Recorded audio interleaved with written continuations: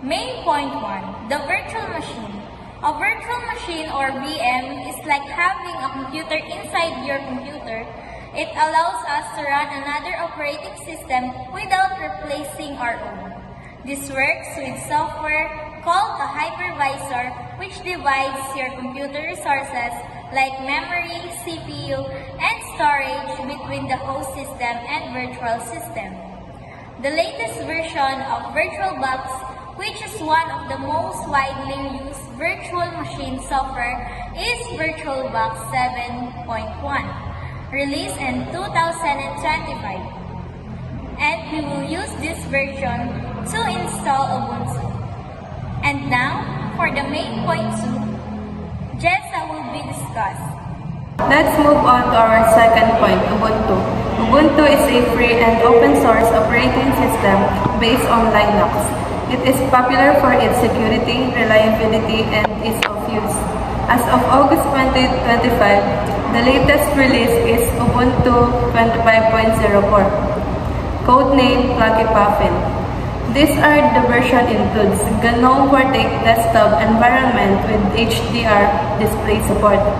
The second one, kernel 6.14 with improved performance and graphics. The last one, better tools for developers through DevBox. However, for users who want stability, there's Ubuntu 24.04 LTS Novel Numbat, which is supported until 2029. In this guide, we will demonstrate how to install Ubuntu 25.04 using VirtualBox. And now, for the installation demonstration, here are the steps how you can install the Ubuntu inside the VirtualBox. The step 1 is download the latest VirtualBox 7.1 from its official website and download the Ubuntu 25.04 ISO file from ubuntu.com. And for the step 2 is open the VirtualBox, click the new and name your machine Ubuntu 25.04 and select the Linux Ubuntu, and it is 64-bit. And for the step 3 is assign resources at least 2 GB of RAM and 25 GB of disk space. And for the step 4 is mount the Ubuntu ISO file, then start the virtual machine. The Ubuntu installer will appear. And for this step 5 is follow the installation prompts. After installation, restart the virtual machine, and we now have the Ubuntu 25.04 running on the VirtualBox.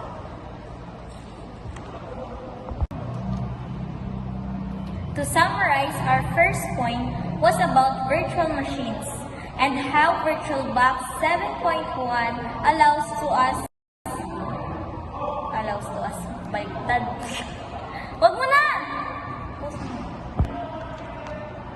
To summarize, our first point was about virtual machines and how VirtualBox 7.1 allows us to run another OS inside our computer.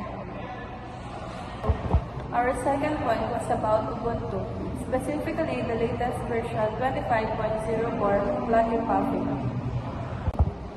And we showed how to install Ubuntu inside the VirtualBox.